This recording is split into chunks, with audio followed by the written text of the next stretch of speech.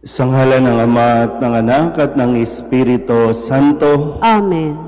Ang pagpapala ng ating Panginoong Hesukristo, ang pag-ibig ng Diyos Ama, at ang makikipagkaisa ng Espiritu Santo naway sumainyong lahat. At sumaiyo rin. Mga kapatid, aminin natin ang ating mga kasalanan upang tayo'y maging marapat gumanap sa banal na pagdiriwang. Inaamin ko sa makapangyarihang Diyos at sa inyo mga kapatid na lubha akong nagkasala sa isip, sa salita at sa gawa at sa aking pagkukulang. Kaya isinasamo ko sa mahal na Birheng Maria, sa lahat ng mga anghel at mga banal, at sa inyo mga kapatid na ako'y panalangin sa Panginoong ating Diyos. Kawaan tayo ng makapangyarihang Diyos, patawarin tayo sa ating mga kasalanan at patnubayan tayo sa buhay na walang hanggan. Amen.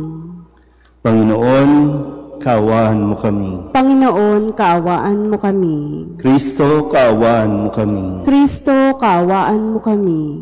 Panginoon, kaawaan mo kami. Panginoon, kaawaan mo kami. Manalangin tayo. Ama naming makapangyarihan sa pamumuhay at pagpanaw ng obispong si San Martin, ang iyong kadakilaan ay nagniningning. Ganapin mong panibago ang mga dakilang gawa ng iyong paglingap sa aming loobin upang ang kamatayan man o ang buhay ay huwag makapaghiwalay sa amin sa pag-ibig mo sa pamamagitan ni Jesucristo kasama ng Espiritu Santo magpasawalang hanggan. Amen.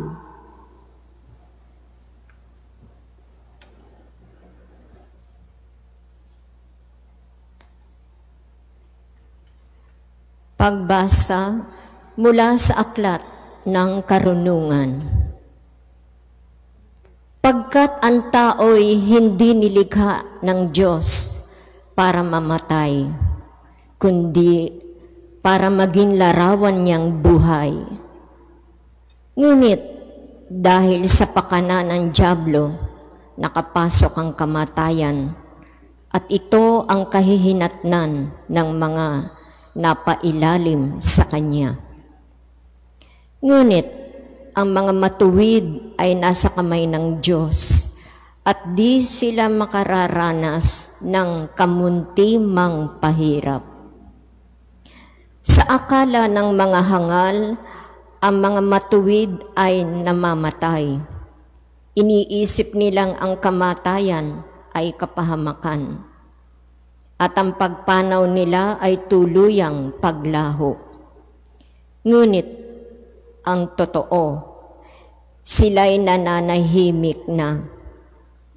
Bagamat sa tingin ng tao sila'y pinarusahan, ngunit ang totoo, sila'y nasa buhay na walang hanggan. Ang kaunting pagtitiis nila ay tutumbasan ng malaking pagpapala. Napatunayan ng Diyos na sila'y karapat-dapat. Sila'y kanyang sinubok tulad ng ginto sa tunawan, kaya't sila'y tinanggap niyang parang handog na sinusunog.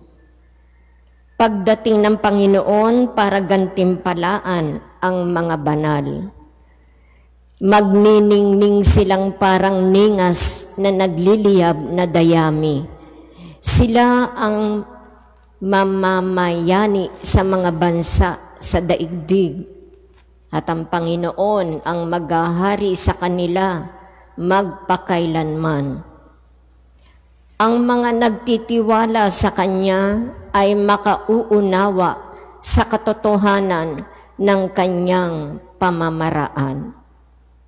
At ang mga naging tapat sa Kanya ay mamumuhay na kasama Niya sa Kanyang pag-ibig, sapagkat Siya'y mabuti, maawain sa Kanyang mga hinirang. Ang salita ng Diyos. Salamat sa Diyos. Palagi kong pupurihin ang dakilang poon natin. Palagi kong pupurihin ang dakilang poon natin. Panginooy aking laging pupurihin, sa pasasalamat di ako titigil. Aking pupurihin kanyang mga gawa, kayong naaapi, makinig, matuwa. Palagi kong pupurihin ang dakilang poon natin. Kinukupkup ng Diyos ang mga matuwid, at ang taghoy nila'y kanyang dinirinig. Nililipol niya yaong masasama, hanggang sa mapawi sa isip ng madla. Palagi kong pupurihin ang dakilang poon natin. Agad dinirinig daing ng matuwid, inililigtas sila sa mga panganib. Tumutulong siya sa nasisiphayo. Ang walang pag-asay, hindi binibigo. Palagi kong pupurihin ang dakilang poon natin. Tumayo po ang lahat.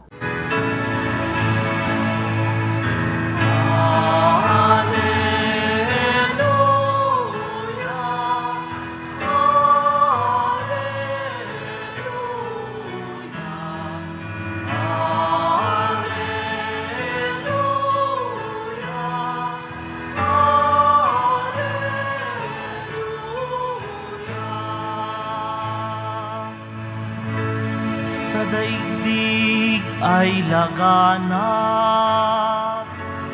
liwanag na sumisikat, salitang buhay ng lahat.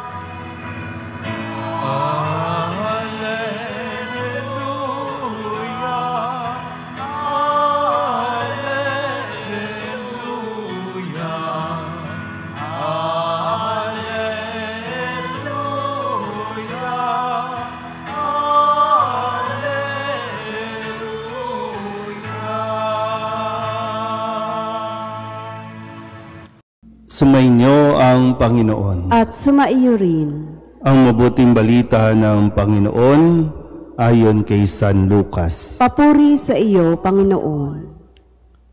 Noong panahong iyon, sinabi ng Panginoon, ipalagay natin kayo'y may aliping nag-aararo o nagpapastol kaya ng tupa. Pagkagaling niya sa bukid, sasabihin ba ninyo sa kanya, halika at nang makakain ka na? Hindi. Sa halip ay ganito ang sinasabi ninyo, ipaghanda mo ako ng hapunan, magbihis ka at silbihan mo ako habang ako'y kumakain. Kumain ka pagkakain ko. Pinasasalamatan ba ang alipin dahil sa ginawa niya ang iniuutos sa kanya? Gayon din naman kayo. Kapag nagawa na ninyo ang lahat ng iniutos sa inyo, sabihin ninyo, kami mga aliping walang kabuluhan, tumupad lamang kami sa aming tungkulin. Ang mabuting balita ng Panginoon. Pinupuri ka namin, Panginoong Hesukristo. Isang magandang umaga po sa inyong lahat. Ngayon po ay Martes ng ika-32 linggo sa karaniwang panahon at ating pong ginugunita ang kapistahan ni San Martin ng Tours, isang obispo. At sa ating pong ebanghelyo sa pamamagitan ng talinghaga tungkol sa isang alipin na ginawa ang kanyang tungkulin bilang alipin, na sinasabi sa atin na hindi tayo dapat mag-demand o maghintay ng pasasalamat kung ang ating tungkulin ay ginawa lamang natin ayon sa hiningi sa atin o ayon sa katungkulan natin. Kaya nga dito sabing ang kailangan natin ay yung pagpapakumbaba na tumupad lamang tayo sa ating tungkulin. So, maganda po no, na mapagnilayan natin mabuti ano-ano ba yung mga tungkulin na iniaatas sa atin. At ito ba ay tinutupad natin ayon sa kagustuhan ng ating Panginoon. Ano-ano ba ang mga katungkulan na dapat nating ginagawa ng mabuti? Maaring ako, katungkulan ko maging pari. At dito sa ating parokya, katungkulan ko ang maglingkod bilang kura paroko. Bahagi dyan, pagsasaayos ng simbahan, pagbibigay ng formation, pagmimisa, pagbibigay ng mga sakramento. Ito ba ay ginagampanan ko ng naaayon sa kagustuhan o wala lang? Paano ko ba ito ginagampanan? Sa inyo, ang tungkulin ninyo maging magulang o kung anumang mga propesyon na inyo pong ginagawa, doktor, abogado, teacher, empleyado o manggagawa. Kasi ngayon, no, isa sa mga makikita natin, para bang kung ginagawa lamang ng mga tao ang kanilang tungkulin, tinutupad nila ang kanilang mga tungkulin ng tama, marahil wala tayong disgrasya dulot ng mga pagbaha. Marahil may bibigay sa atin yung mga nararapat ng mga serbisyo, mga serbisyong pang-medikal o ospital, mga serbisyong pampaaralan.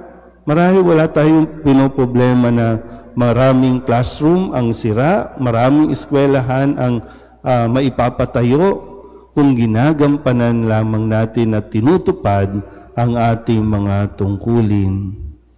Nga lang ang kadalasan din, hindi na nga natin ginagampanan at tinutupad ang mga ito, nagdidiman pa tayo ng appreciation, nagdidiman pa tayo ng pagkilala o sa kung ano man na para bang binibilang natin at ang bawat kilos natin at gusto natin mayroong recognition.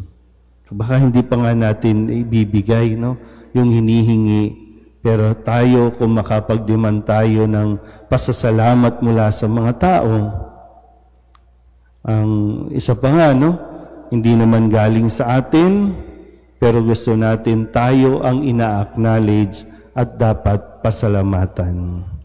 Sana po, pagdating ng araw na tayo po ay haharap sa totoong may-ari ng ating buhay, masabi lang din natin, Panginoon, tumupad lamang ako sa aking tungkulin. Amen.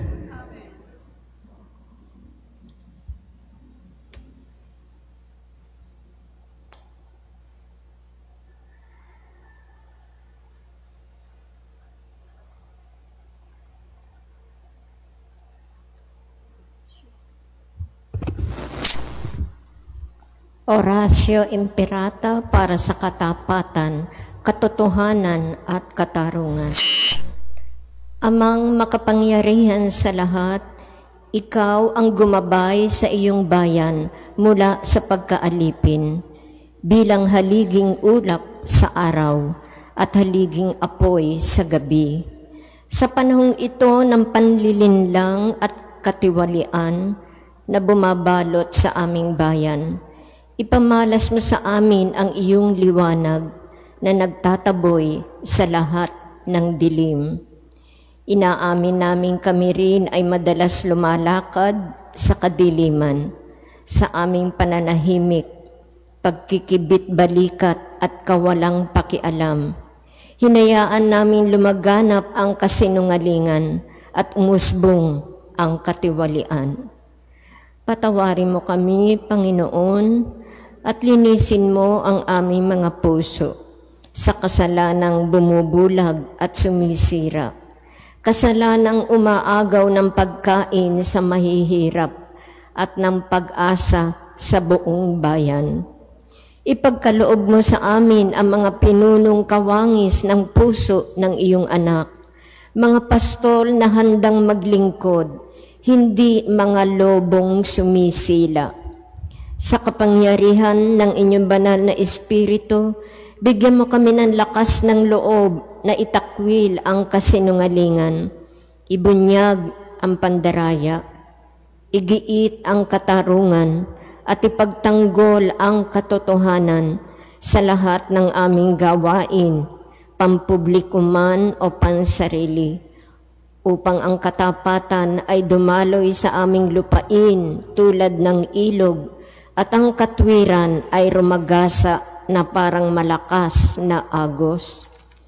O Diyos ng katarungan at habag, gawin mong ubasan ng kabutihan ang aming bayan, hindi lason ng kasakiman, manipulasyon at pagkamakasarili, kundi pagyamanin ng katapatan, malasakit at pag-ibig.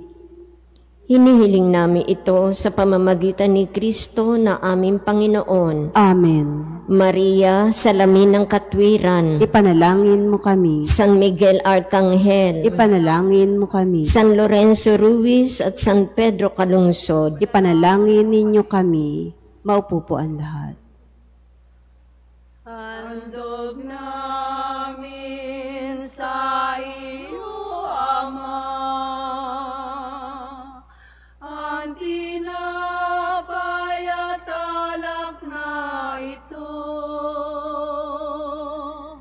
Handog ng bayang umaasa, sumasambat nagmamahal sa'yo. Handog namin sa iyo, Ama,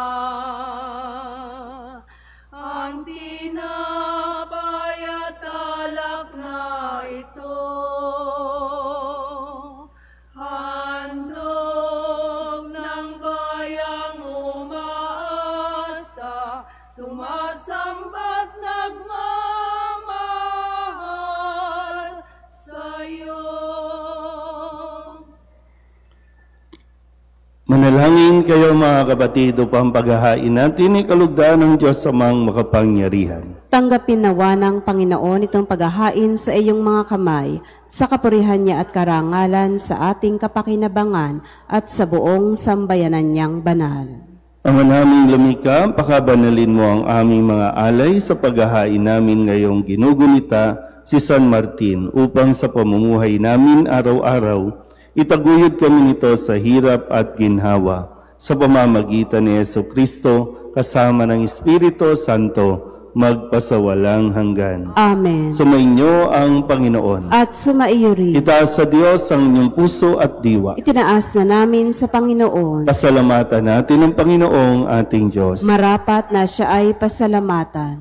Ama naming makapangyarihan, tunay ngang marapat na ikaw ay aming pasalamatan sa pamamagitan ni Jesucristo na aming Panginoon. Ngayon si San Martin ay pinararangalan sa pamumuhay niyang totoong uliran at pagiging maaasahan sa panunungkulan, kaya't si Jesucristo na maaasahan sa katapatan ay inihahayag sa pangangasiwa sa sambayanan. Ang malasakit ng mga ulirang tagapangasiwa noon ay nagpapatuloy magpahanggang ngayon sa mga panalangin kanilang iniuukol kaysa ng sambayanan mong dito'y nagtitipon. Kaya kaysa ng mga anghel na nagsisiawit ng papuri sa iyo na walang humpay sa kalangitan, kami nagbubunyi sa iyong kadakilaan.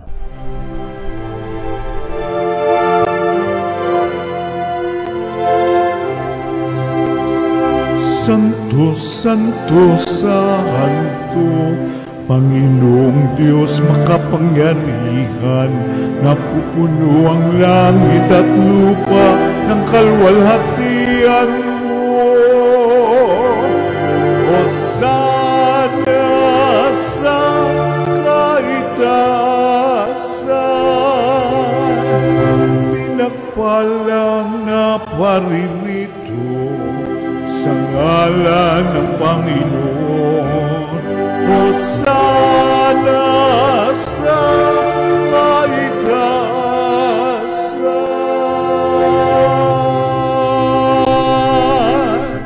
Ama naming banal, ikaw ang bukal ng tanang kabanalan. Kaya't sa pamamagitan ng iyong Espiritu, gawin mong banal ang mga kaloob na ito upang para sa aming maging katawan at dugo ng aming Panginoong Heso Kristo. Bago niya pinagtiis ang kusang loob na maging handog, hinawakan niya ang tinapay, pinasalamatan kaniya, pinaghati-hati niya iyon, iniabot sa kanyang mga alagad at sinabi, "Tanggapin ninyong lahat ito at kanin, ito ang aking katawan na ihahandog para sa inyo."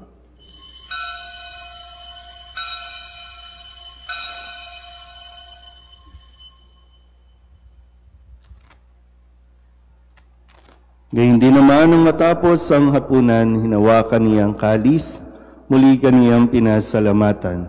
Iniabot niya ang kalis sa kanyang mga alagad at sinabi, "Tanggapin ninyong lahat ito at inumin. Ito ang kalis ng aking dugo, ng bago at walang hanggang tipan. Ang aking dugo na ibubuhos para sa inyo at para sa lahat, sa ikapagpapatawad ng mga kasalanan. Gawin niyo ito sa pag-alaala sa akin."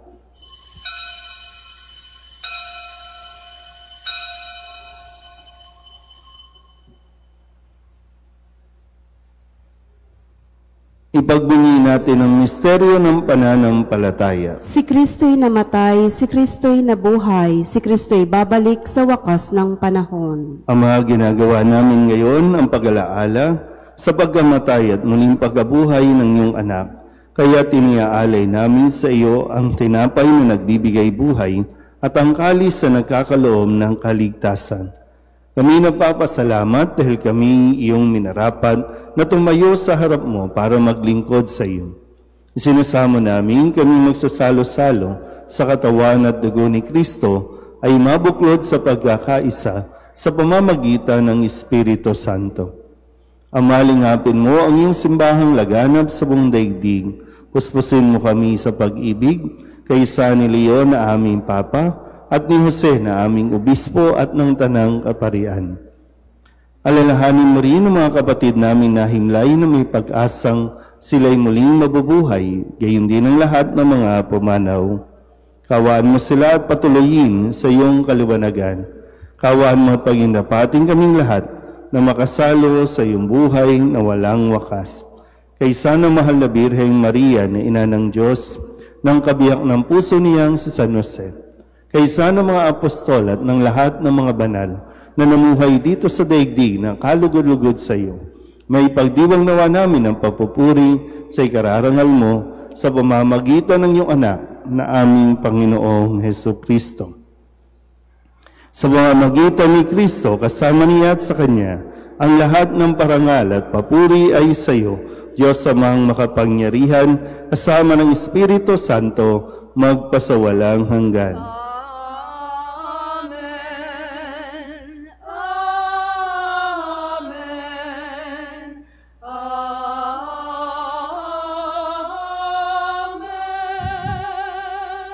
Sa tagabili ng mga nakagagaling na utos at turo ni Jesus sa Panginoon natin at Diyos, ipahayag natin ang lakas loob.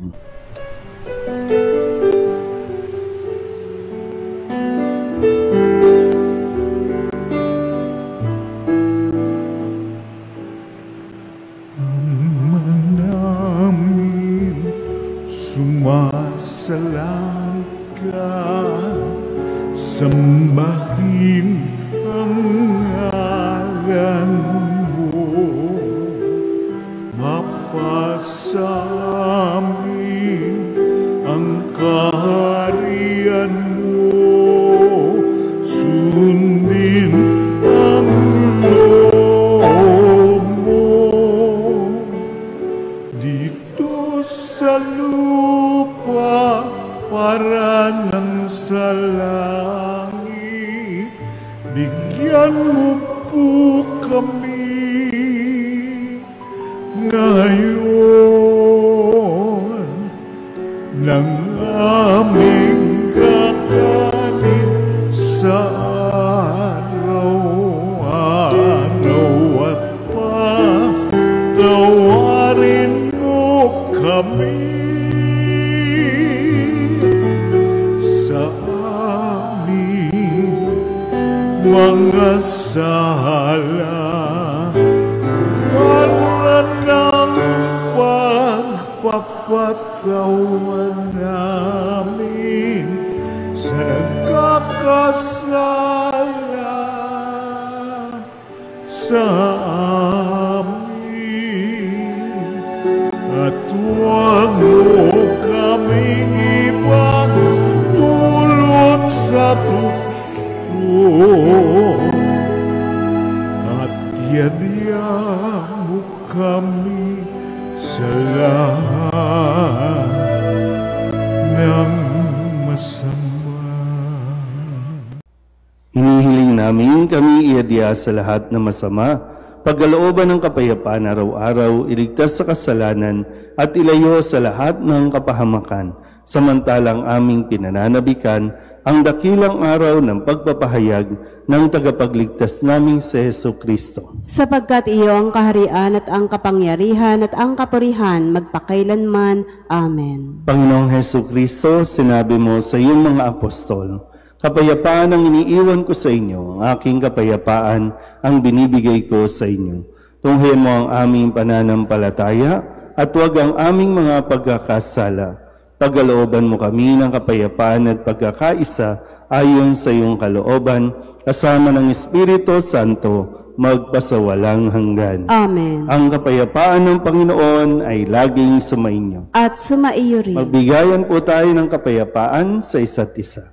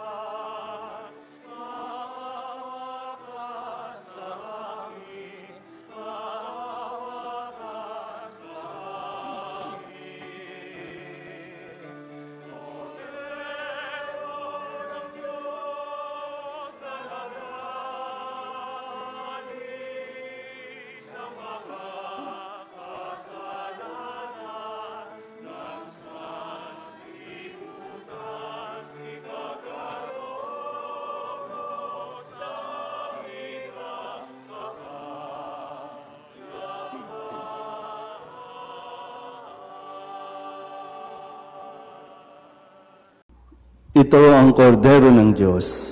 Ito ang nag-aalis ng kasalanan ng sanlibutan. Mapalad ang mga inaanyayahan sa kanyang piging. Panginoon, hindi ako karapat-dapat na magpatuloy sa iyo, ngunit sa isang salita mo lamang ay gagaling na ako.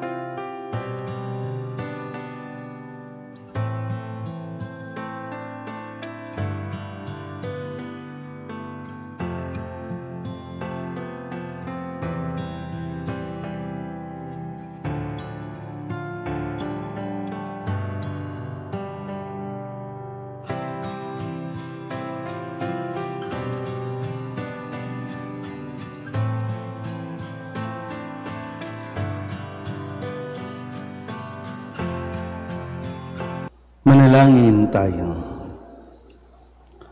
Ama naming mapagmahal, ipagkaloob mo sa aming nagsalo-salo sa piging ng pagkakaisa, ang ganap na pasyang sundin ang loob mo sa lahat ng bagay, upang katulad ng buong-buong pagtatalaga ni San Martin sa iyo, kami ay maging marangal sa pagiging para sa iyong totoo, sa pamamagitan ni Jesucristo, kasama ng Espiritu Santo, magpasawalang hanggan. Amen.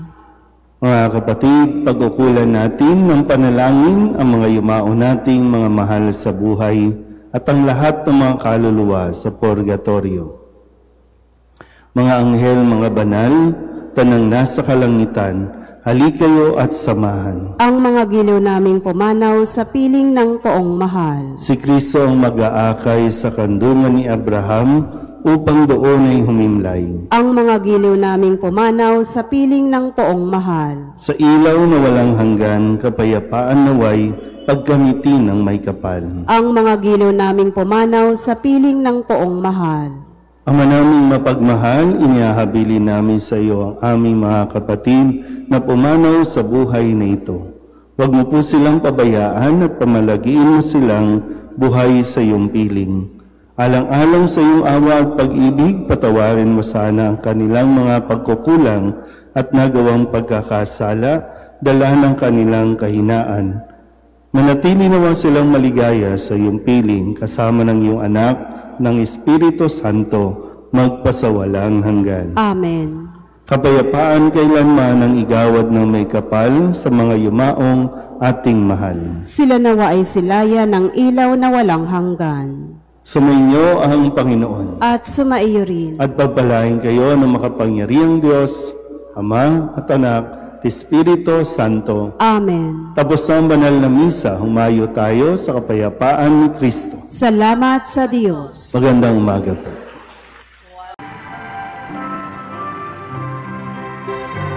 Nuestro Padre Jesus Nazareno, sinasamba ka namin, pinipintungo ka namin, aral mo ang aming buhay at kaligtasan. Nuestro Padre Jesus Nazareno, iligtas mo kami sa kasalanan.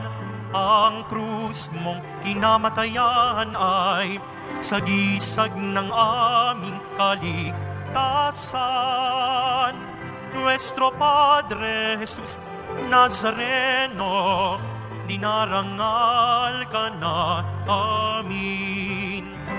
Nuestro Padre Jesus Nazareno, nilulwalhati ka namin.